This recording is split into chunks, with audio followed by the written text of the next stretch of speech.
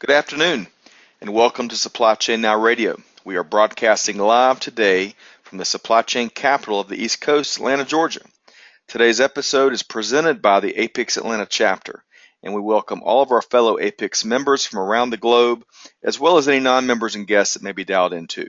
We appreciate you joining us. My name is Scott Luton. I'm your host for today's session.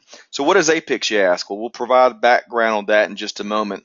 But our session today will focus on proven ideas and best practices for reducing your inventory, things you can do this week, in fact, to make a difference.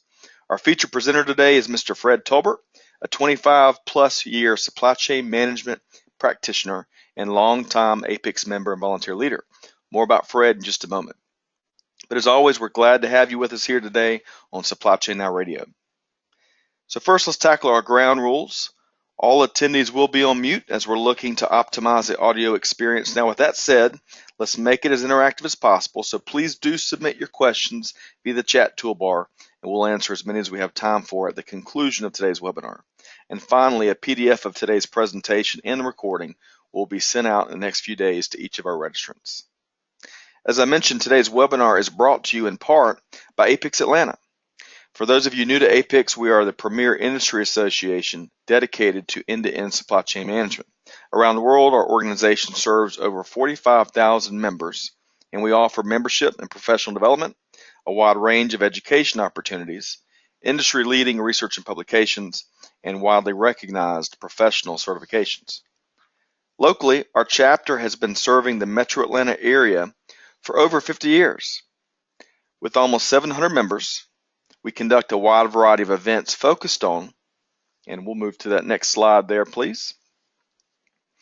With almost 700 members, we conduct a wide variety of events focused on best practice sharing, professional development, and networking. From an education perspective, we offer widely recognized certifications such as our CPIM, our CSCP, and our CLTD. And we are very pleased to be launching a new education partnership with the Georgia Tech Supply Chain and Logistics Institute in July 2018. Our chapter is committed to serving our community and our industry with active task forces focused on addressing the skills gap, fostering and advocating for progressive leadership and effective policies of inclusion, and serving our veteran community, especially focused on their successful transition into the private sector. If you want more information on how we can serve you or your organization, visit our website, apicsatlanta.org, or feel free to reach out to any of our APICS Atlanta Board of Director members, info@apicsatlanta.org. We're happy to help. So let's share a little more information about our speaker today. Fred Tolbert brings more than 25 years of supply chain management experience to the table. He serves as principal with Southeast Demand Solutions, LLC, the Southeastern reseller of the Demand Solutions suite of supply chain planning software. In this position, Fred leads the Demand Solutions marketing, training, and consulting activities in the southeastern U.S. Previously, he spent 10 years as a principal consultant with the North Highland Company, an Atlanta-based management consulting services firm. Fred also served as Director of Operations with SunData, a distributor of IBM hardware. He's also held systems development, management, and inventory management positions with Contel Corporation. Fred began his business career as a senior consultant with Anderson Consulting. Academically, he holds his BBA and MBA degrees from the University of Georgia. Professionally, he's very active in APICS as a former two-term president with our own Atlanta chapter. Fred's also served as a regional volunteer, where he represented APICS chapters in 10 southeastern states on the APICS Society Board of Directors. With all that said, I know you're in for a treat. Here's Mr. Fred Tolbert. Well, thank you, Scott, and good afternoon to folks here in the Southeast. I appreciate the invitation to join you guys. I do want to add to that plug of APICS and especially the Atlanta chapter. Scott and the other members on the Atlanta board, I think, are truly the innovators among the chapters in the within APICS, the things that they're doing with social media, with the communications, with the supply chain radio, with their reaching out to the veterans, to elementary schools, to plug the next generation of supply chain folks. I just have to applaud them for the work that they're doing to keep our body of knowledge strong and get our discussion out there in front of people. But I do want to start presentation with a discussion of 5 things that you can do this week to reduce inventory. Now, with the introduction, and Scott said, hey, I'm a software guy, I'm a peddler of supply chain software, and so obviously there's a lot of things that you can do with big investments in software, but the presentation here today is about maybe some of the fundamentals of inventory management and some of the things that you can do specifically in the short term to help to reduce inventory. Now, I have some opening comments here, and one, I'll say an observation that I have from working with literally hundreds of companies here over the years, that to me there's a surprisingly few companies that actively work to reduce inventory. And sure, they're replenishing inventory and they're managing inventory, but how many companies are really on a crusade to reduce inventory? And I'll suggest that the reasons behind this, there's 3 main categories, and I'll discuss priorities, company policies, and an overall company culture. From a priority standpoint, observation that I have, I think there's a notion that the idea of customer service trumps the goal of reducing inventory. There's the desire to keep extra inventory in order to fill customer orders, and maybe the idea that a back order is maybe worse than some excess inventory. And so from a performance measure standpoint, and we'll talk more about line fill rates and inventory turns here in a little bit, but maybe with the scales, instead of them being balanced among customer service and inventory turns, maybe the goal of having a higher customer service level comes at the expense of the performance measure of inventory turns. From a policy standpoint, here I'm getting into what rules within a company allow us to stock inventory. And hey, an observation that I have in a lot of cases, stocking decisions are made because the sales rep says, hey, the customer says they'll buy our product if we keep it in stock. And so, that's a hard thing to argue with if it's not clear who in the company has ownership of the inventory. So it's very easy to say the customer has said that they will buy our product if we just keep it in stock, and how much literally millions and maybe billions of dollars of excess inventory came from those vague notions of what the customer alluded to that they would do.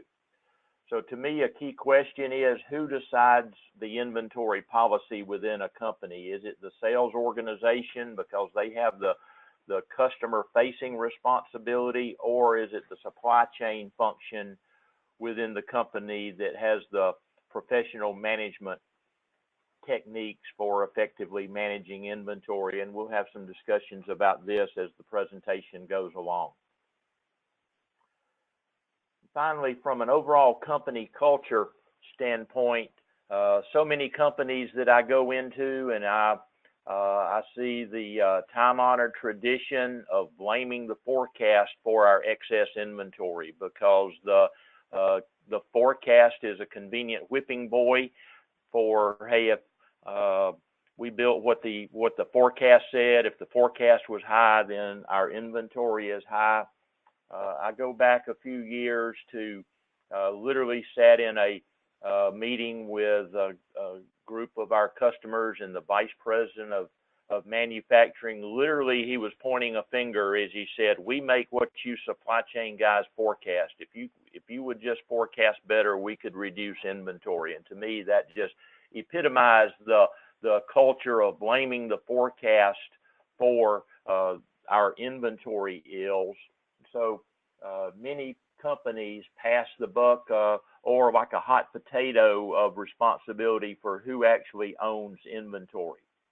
And I get a introduction to a lot of companies, and I see companies that have a lean management concept or process improvement standpoint. And so, but unfortunately in many companies, I don't see that notion of process improvement, of trying to improve our supply chain processes, our demand planning processes, supply planning processes. So obviously here I'm advocating a change in company cultures to say we're going to improve our fundamental business processes.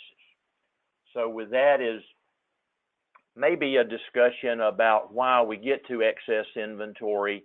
I will say that regardless of all of those causes, there is the possibility to both reduce inventory while maintaining high levels of customer service, and that will lead us into the bulk of our presentation here. So today I'm going to talk about, it's on Monday morning, and what are 5 things that we can do this week. You don't have to rely on having a new demand planning system and wait months and months for the benefits of the new system to come along, but what are some things that beginning on Monday morning we can do to reduce inventory? And so the first one on Monday, let's set a goal to reduce inventory. And so for years we've heard that adage about if you don't measure it, it won't improve.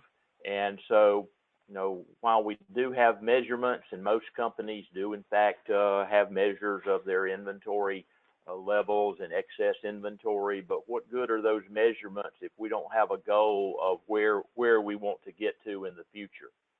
And so another observation I'll have is many of these fundamental questions, you know, some supply chain professionals have a hard time answering. How much inventory do we have? Well, virtually everyone has you know, at their fingertips today's inventory balances by item, by location, by product family, etc.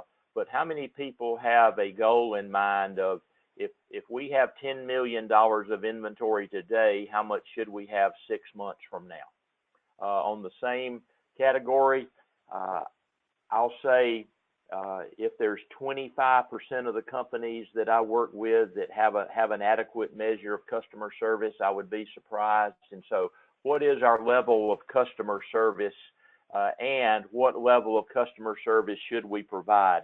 And a lot of companies have an on-time shipment rate, and a lot of times I see companies that fudge the numbers a little bit to try to make them good, but how many companies truly have an adequate fill rate measurement that they can hang their hat on to know where they are from an inventory performance standpoint, but much less how many companies have a game plan for getting from one level of customer service to a higher level of customer service.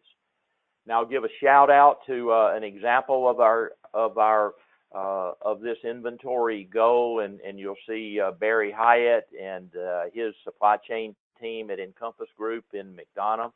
The best that I have seen in all of my years as far as having a goal and having a game plan to implement to reach that goal. Barry and his team were challenged by their senior management to reduce inventory company-wide by 25%. So we're not talking small incremental reductions in inventory, not 5%, not 10%, but they were challenged to reduce company inventory by 25%. They initiated a project, they called it Project 17, and it wasn't expected to be an overnight project but over a little more than a year, they were expected to achieve these benefits. They have a showcase lean management methodology, and they use that to apply to their excess inventory conditions, and the results that Barry and his team over the time, by the end of their the project, they had in fact achieved their goal. But as I said, the best that I have seen as far as having a goal, having a game plan to meet that goal, tracking the results, and then showing a successful project. But the fact is, it all started with a goal to reduce inventory. So now on Tuesday, let's look at a goal and let's talk about setting a safety stock strategy. And so why do we keep finished goods inventory in the first place? And so the two main reasons that we keep inventory, Obviously, the uncertainty of the forecast or the demand variability, so it specifically covers periods when sales are greater than the forecast. We need safety stock inventory to cover us, as well as customers expect us to ship products faster than it takes us to either make or purchase the product. So, I think many companies, if not most companies, would desire to be in a make to order or a purchase to order if they were in fact able to deliver to a customer in the time it took to make or purchase the product. But the fact is, many companies expect us to provide the inventory in less time than it takes to us to procure it, obviously unless it's highly engineered to order products or project related. But in many cases, customers expect us to ship products faster than we can make it. So the big question is, how much inventory should we keep in order to keep our desired level of customer service? And so a typical inventory policy that I hear that companies have, they'll have some general ground rules or some benchmarks to say we want to keep a 3-month supply of every item, or for our A items, we want to keep 100 units of safety stock. And so this approach is easy to implement, but does it in fact provide us the results of adequately managing inventory? I had a customer years ago at a company, Lamar, and he was the vice president of logistics. Good Southern guy. He said, "Fred, you just don't understand. We sell to Home Depot. It's just as bad for us to stock out of a C item is for an A item." And so what Lamar did, and certainly I applaud his desire to service the customer with a high level of service, but Lamar used that rationale to implement a plan for managing the C items with the same techniques as the A items. So that's the beef with that I have with that concept, because if you manage inventory for a C item the same as you do for an A, you're guaranteed one of these two things. You're going to have too much of one classification of items, and you're not going to have enough of the other. So just mathematically, we cannot manage A and C items the same way. So I'm advocating in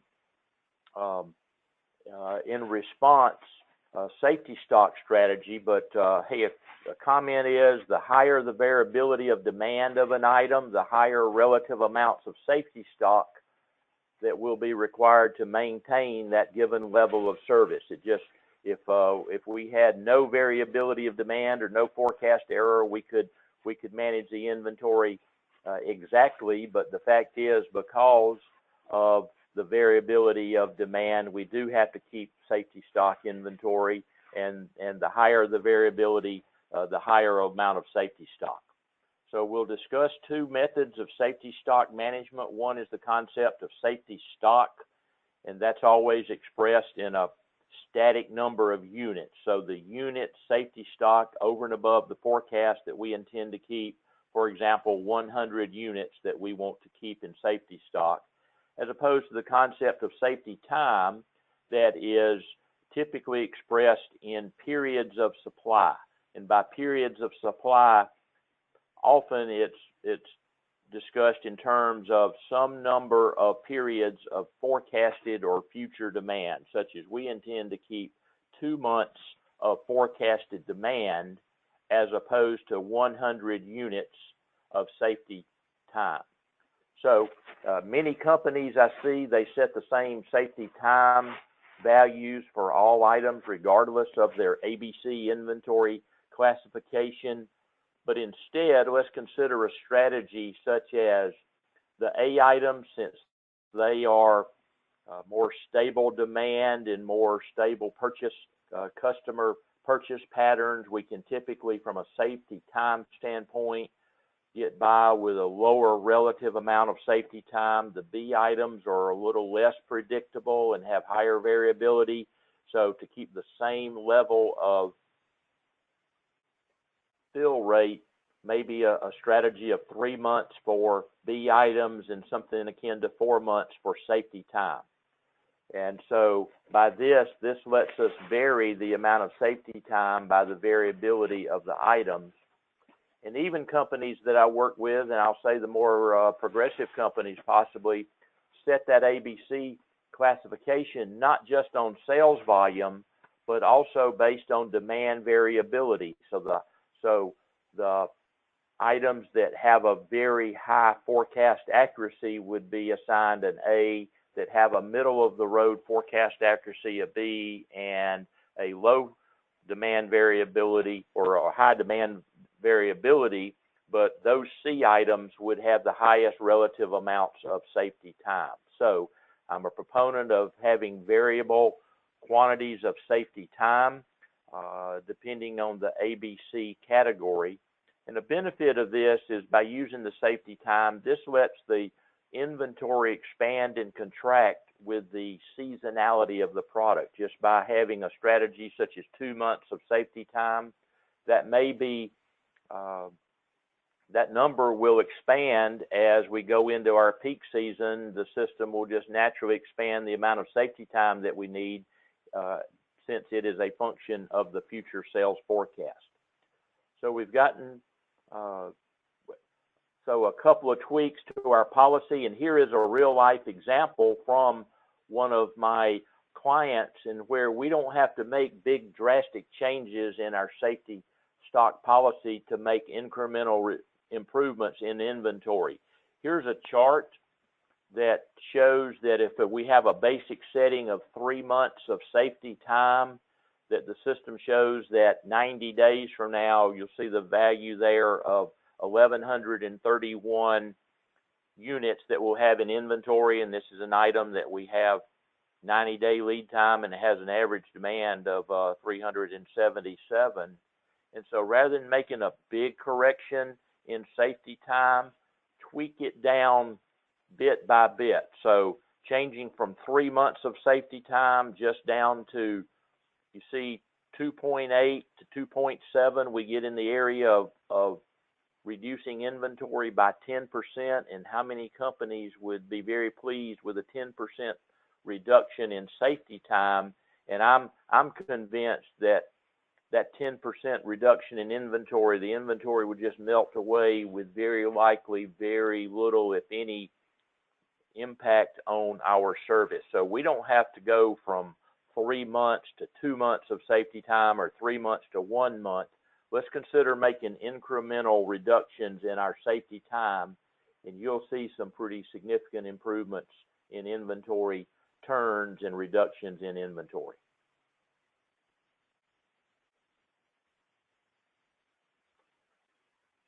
So on Tuesday, let's talk about fine-tuning our safety stock strategy as we get on our path to ongoing inventory reductions.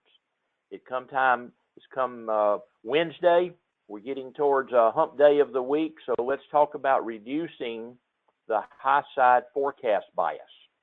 And so you look at this chart of the actual demand versus the forecast, and you'll see there the periods when the forecast is greater than the actual. That's what I'm calling the high side forecast bias. And so times when we have consistently a high forecast, I'm calling that the situation of having the high side forecast bias.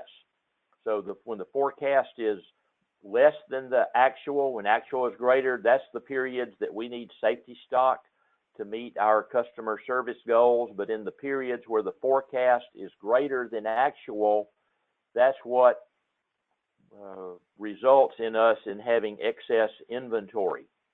So what are some of the causes of high side forecast bias, or where the forecast is consistently greater than the actuals? I won't read through all of these, but you can see some that probably are familiar to us. And I'll say that some of the things that we do to impact bias into the forecast, we have unrealistic sales projections, new product introductions don't meet projections. I'll say salespeople have reasons that they're being over optimistic in the forecast. I hear things like, well, they increased the forecast so that their customers get a higher allocation of the available inventory and different games like that. Obviously, promotions are an impact on the sales forecast, and maybe we put adjustments in to account for a promotion where the sales don't result. And down at the bottom, I'll see one of the greatest sins that I see in forecast is that we use the technique of having a forecast at the product family level, and we have an optimistic goal at the product family level. We enter an adjustment at the family level and prorate that adjustment down to the individual SKU level. And I see many companies, frankly, that do that, but I see that as one of the least appropriate techniques that I see companies for managing inventory and adjusting the forecast. But there's many causes of high side forecast bias. So even if demand is normally distributed, and that means that some periods we would expect the forecast to be greater than actual, and in other periods we could see it less than actual. So it's not uncommon that for a period we have forecasts being greater than actual. But I will say that, one time, and we see periods when the forecast is greater than actual, we take notice of that. Hey, if it happens twice in a row, that's getting to be a coincidence. So that begins to get on our radar screen when a forecast was high by a certain percentage 2 months in a row. But certainly in the third instance of that represents a trend. So if we get to 3 months in a row and the forecast is significantly high, I'm calling that we've got a forecast that has a high side forecast bias. So a technique that I advocate for attacking the high side forecast bias is the tracking signal. And a tracking signal is an alert, a system generated alert, and it identifies situations where the forecast is consistently high. And my target is, if it's high by a certain percentage for more than 3 months, we need to assign a tracking signal for that item. So in this chart here, you'll see a situation where for 3 months we've got the forecast that's 200 units, and using the forecast error calculation of the forecast minus the actual, that gives us the error, and then divide that again by the actual, that gives us the percentage error. So you see in May we were 11% high, in June 33%, and July 60%. So for 3 consecutive months, and in this example 10% is my trigger.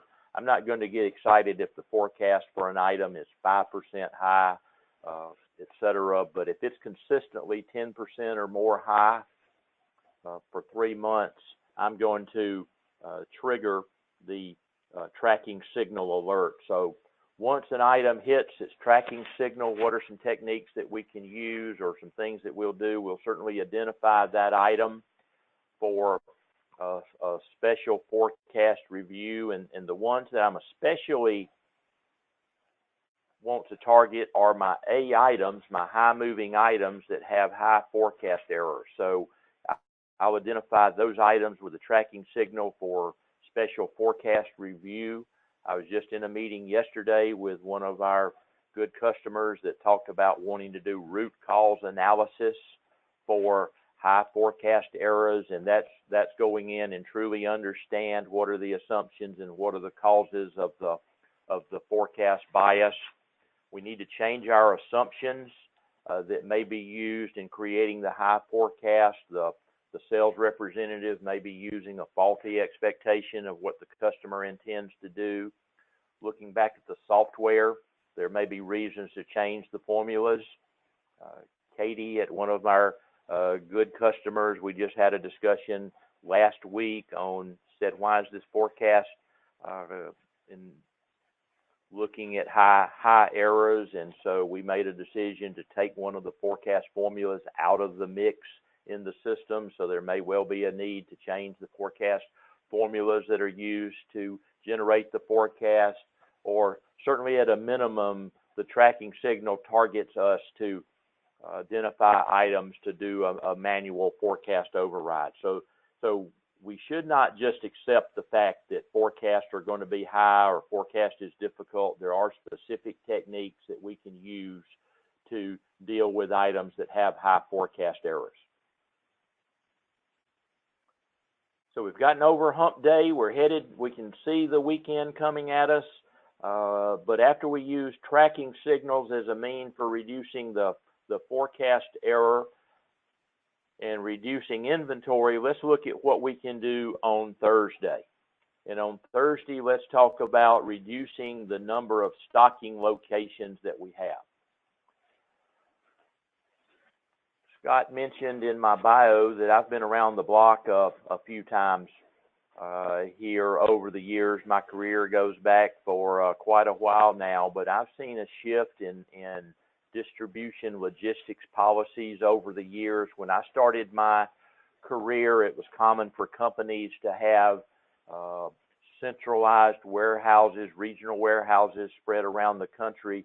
But then about the 90s, we got the age of the customer. So we shifted our distribution strategy, and companies began building more and more but smaller warehouses under the vein of getting close to the customer. So instead of having large regional distribution centers, it was more common for us to have smaller local distribution centers that could have say truck deliveries within 24 hours, or techniques like that. So over the years of the 90s, it seems like we greatly expanded the number of distribution centers, but now over the last probably 10 plus years, we've seen us going back the other way to having even large mega regional distribution centers now. You see the big companies, and from a distribution standpoint, we can have almost next day delivery literally anywhere in the world, so that reduces the need to have big distribution centers. If you've been places where you've seen the big Amazon distribution centers, 1 million square feet or more, and with the technology that distribution centers have, they're able to reduce those numbers of stocking locations. I've been with 2 customers this week, helping them to modify their demand plans and their forecasts and their sales history files to account for the fact that they're closing distribution centers and consolidating demand in fewer numbers of distribution centers. But with this the number of distribution centers, still there's the notion of how many stocking locations should we have. And so as we stock inventory, even a company that has 5 distribution centers, we may or may not want to stock inventory in all 5 of those stocking locations, because as the number of location grows, inventory naturally grows. Excess inventory often results from having too many items in too many distribution centers. I heard a company here just lately express the notion of wanting to have all items in all distribution centers, and so I'm not a big fan of that stocking strategy. I certainly want to have a more analytic approach to having the number of stocking locations for an item. So that begs the question, what is the criteria used to approve stocking an item? So one goes, we're going to stock every item in every location, and that suggests really not a very strategic view of stocking inventory. But I see too often the stocking decisions are based on rather vague notions of the sales rep says the customer will buy our product if we put it into stock. And so but is that really a stocking strategy based on what the customer may or may not actually do? I'm not going to lead you through this, but maybe one takeaway from the webinar today: Google the term square root law of inventory, and it gives a mathematical approach or a proof for how does inventory expand with the number of stocking locations. And so there's a You know, there's a lot of information on the web here about that, but it proves that the safety stock inventory that's required for an item increases, and it's by the square root of the number of stocking locations. So I've got some examples here of what happens if you go from 2 to 3 locations or from 4 to 8 locations, how much your inventory increases.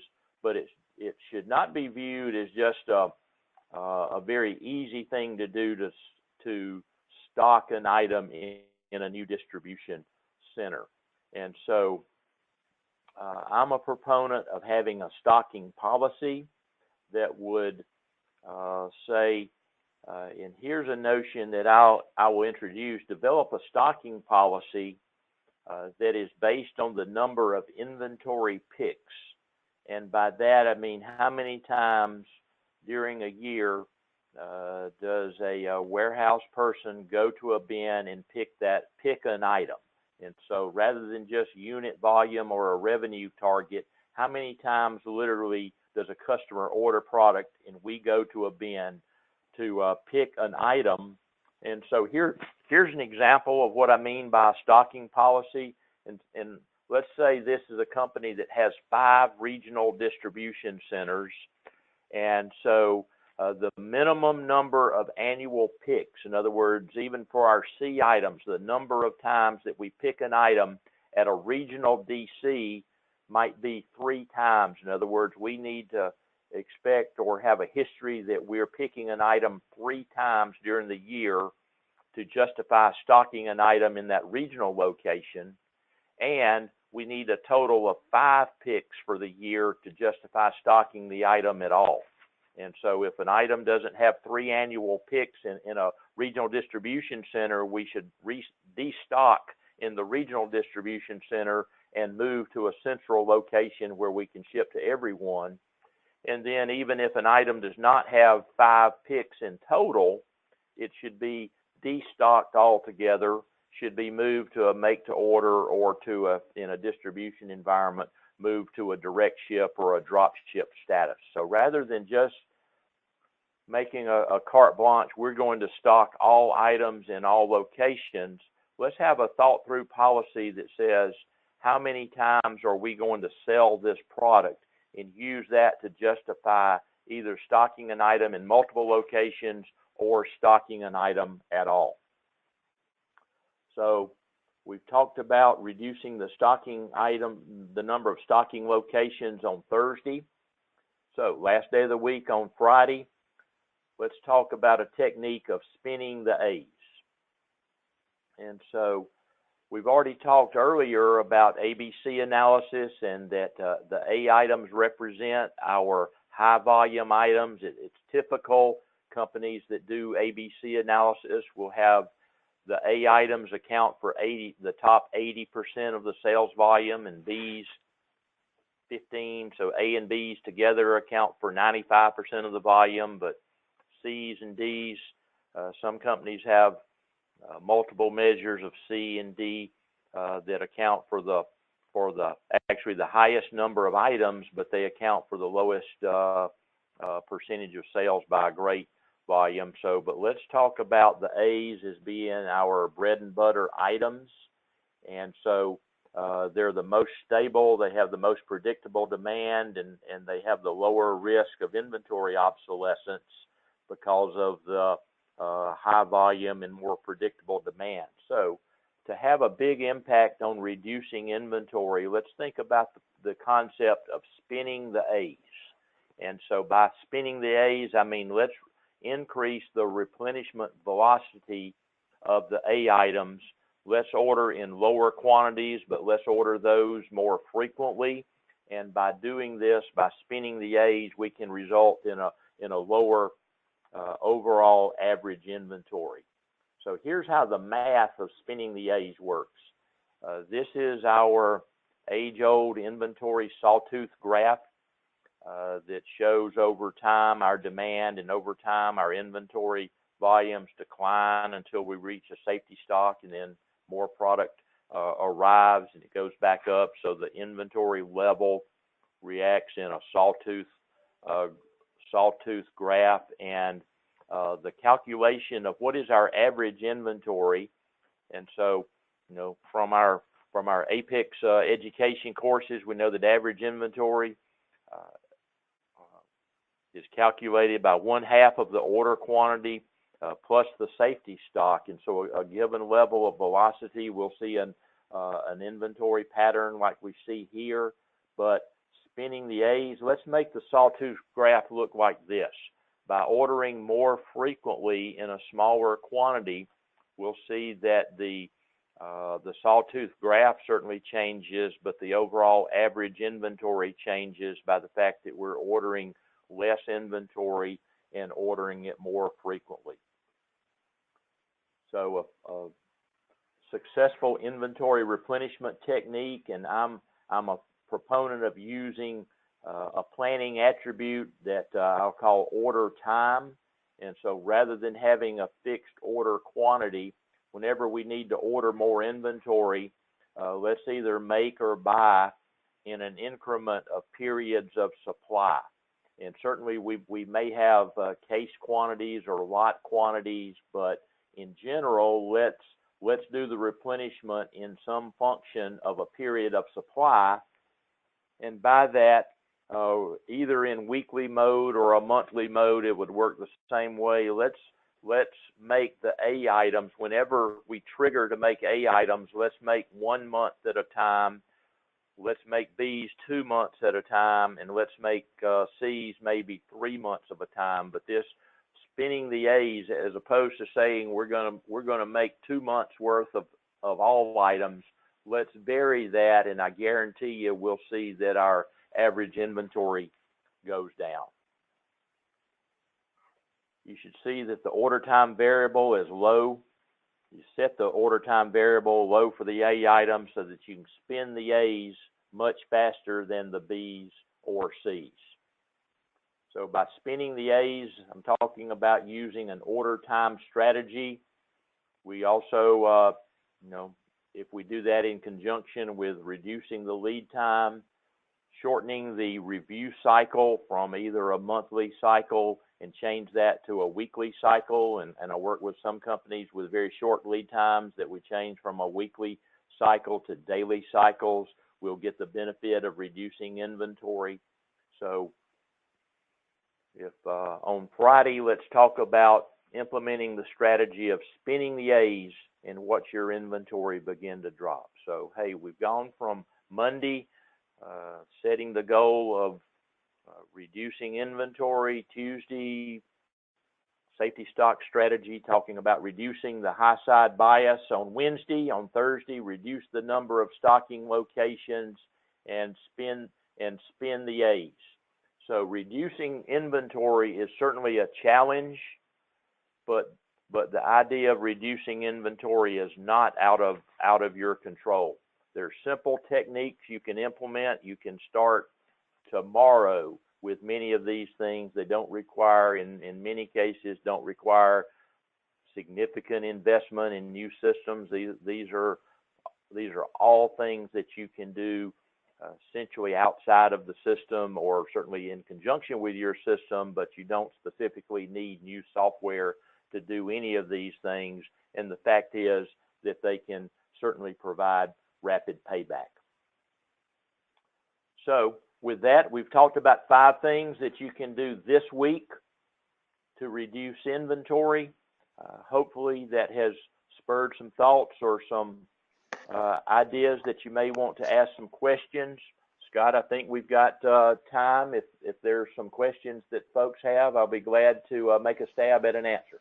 Great. Absolutely. We've got the questions flowing in. So again, to our audience, if you would welcome any additional questions, we'll try to get to as many as we can in the next 10 minutes or so. So please submit them via the chat toolbar. And our first question is a housekeeping question. So Sanjana, yes, all the registrants will get a PDF version of the presentation as well as a link to the recording. Question for you, Fred. This comes from Marisa. Marisa says that you mentioned about blaming the forecast early on. Mm-hmm. What is the best way to address a fluctuating forecast besides having buffer stock? And of course, you spoke to a couple of these things through the presentation, but anything else to add?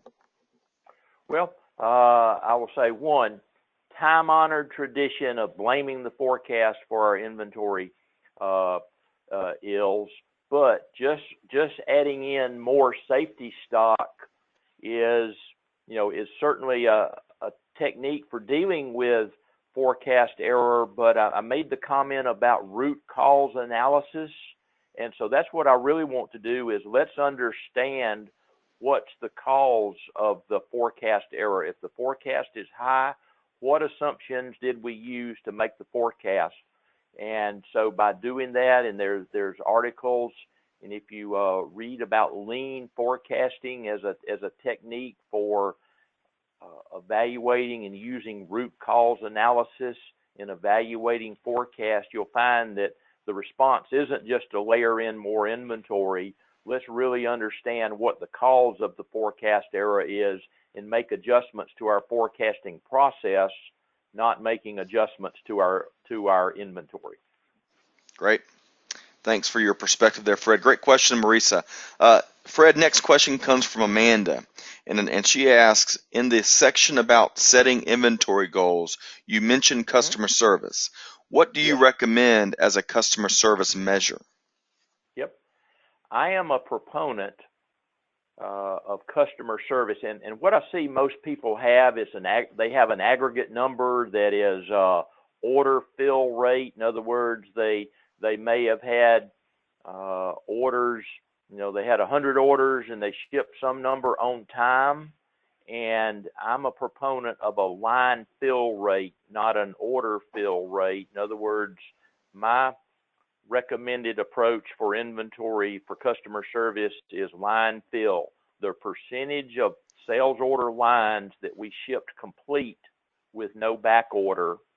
And I'll even say, when we were talking about multiple distribution center, from that customer's default distribution center. So I want to know every day and month to date, how many lines did we ship complete with no back order?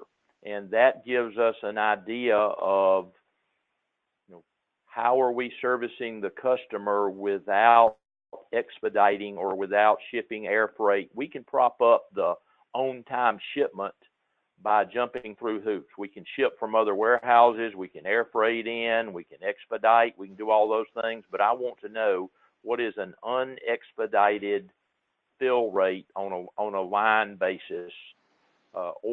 Order fill is more a function of what's your average line per order. It's easier to have a high order fill rate if you have 2 lines on average on a sales order versus you have 10 lines on a sales order. So to me, line fill rate assigns accountability to an inventory planner, and it's an easy goal to track performance and track improvement.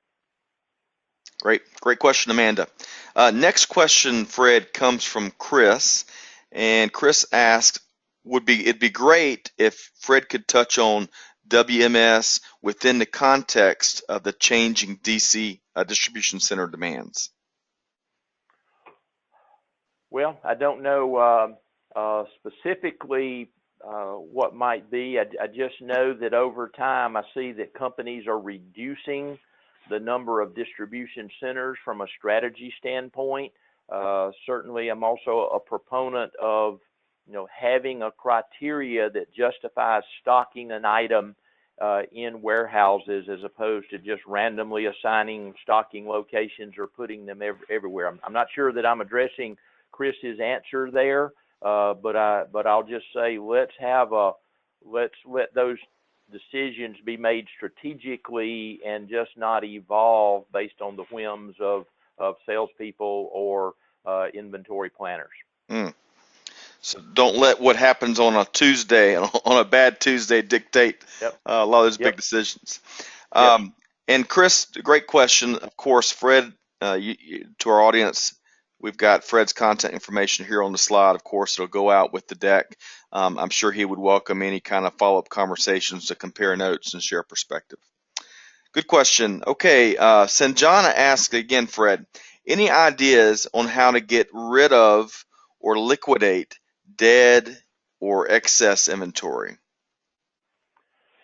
Yeah. Now, I mean, if you have the answer to that, you've got a, you can have a nice consulting career with that. What do you do with excess inventory? I mean, obviously there's, you know, there are things you can do,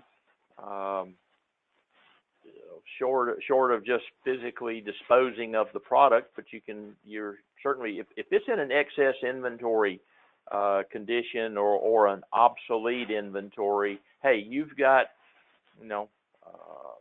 opportunity. Certainly reduce the price is one obvious thing to do. I would look to see what customers have purchased that item in the past and maybe make a special deal to those customers. I would certainly say consolidate the demand of the items into a central distribution center, so you're not building excess inventory in all of the distribution centers.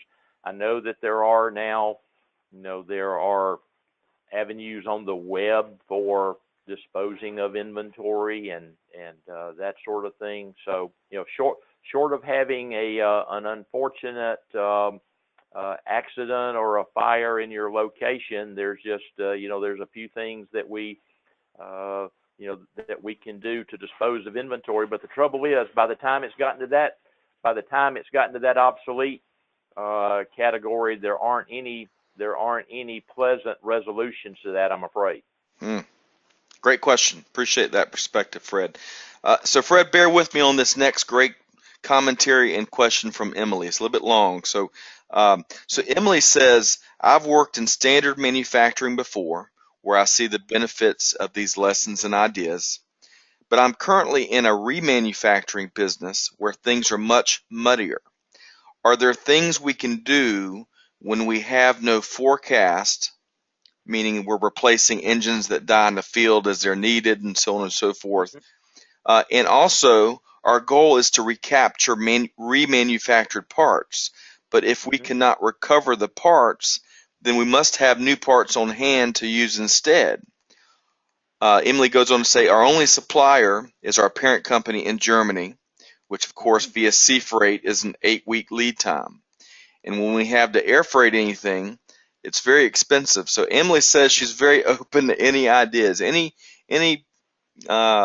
immediate feedback you might offer her, Fred? Well, looking at my list of things, and I have worked with companies that do remanufacturing, repair, and refurbish operations, and certainly that's different from our typical make-to-stock kind of managing inventory. But there are some things that we could do here, and I'm thinking about some of the things that you might do if you're remanufacturing. There's probably a safety stock inventory. Maybe some of the comments that we used about setting safety stock levels might be appropriate in that remanufacturing area. But I would just, I'd probably just say on Monday, setting a target. In other words, taking a good look at what levels of inventory that you have and taking a process improvement mindset to improving your operations. And I think that's what I saw. I mentioned what the team at Encompass Group did. They had a goal, and they used a very methodical approach to achieving the goal. So, whatever the specific issues that you might be having in the remanufacturing area, I say use an analytic approach and a process improvement approach to improving your operations. And Emily, that might be a great follow-up conversation to have with Fred as well, so that he could, really dive into a lot more of the specifics and moving parts. So great question, great scenario. All right, final question is going to come from Alana. And for any of those that we didn't get to, again, feel free to reach out to Fred after the fact. Alana says, our most popular items stay in production, while less popular items are made based on the past year's sales history. This is because our machine changeover time is extremely slow. What would you do in this case?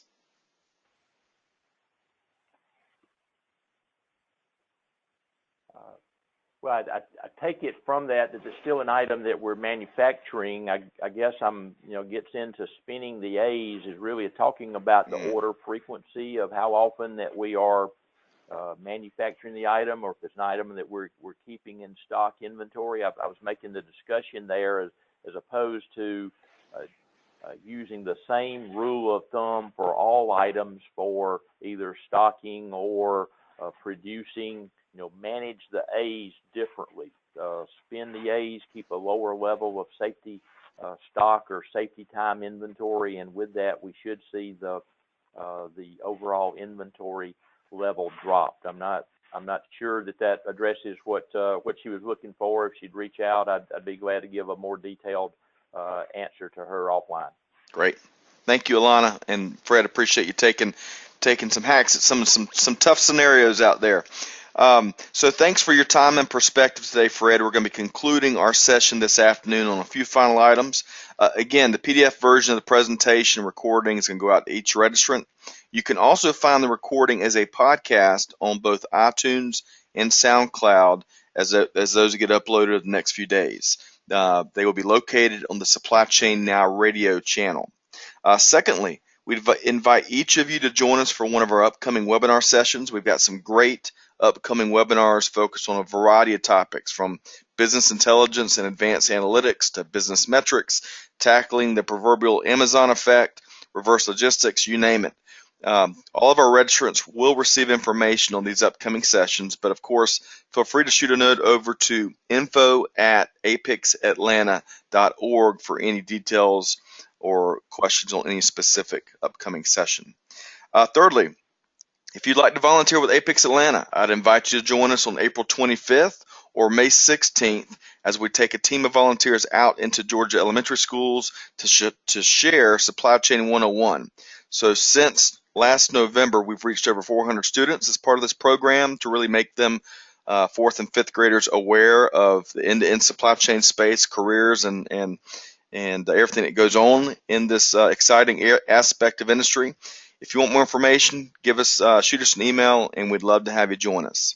As we mentioned earlier, we are launching a new aspect to our current partnership with the Georgia Tech Supply Chain and Logistics Institute. They're going to be hosting and facilitating our CSCP and CLTD training as of July 2018. We're going to be conducting these sessions in 2.5 boot camp style sessions, and the first sessions will take place the week of July 23rd. So shoot us an email at info@apicsatlanta. If you do want more information, registration will be available by the end of April. And finally, plug in with our APICS Atlanta chapter. Check us out at apicsatlanta.org, and feel free to reach out to me if there's anything we can do to serve as a resource for you and your organization. Okay, as we wrap up today, we'd like to give a big thanks to our guest speaker, Fred Tolbert, and his firm, Southeast Demand Solutions. Great presentation, very helpful perspective. I want to thank our sponsors, APICS Atlanta and TalentStream. And of course, feel free to reach out to Fred for any follow-up questions. And I know he'd enjoy having those kind of comparing notes sessions. So big thank you to our audience for participating. On behalf of Supply Chain Now Radio, this is Scott Luton concluding today's episode. Have a wonderful week. We hope to reconnect with you again real soon. Thanks, everybody.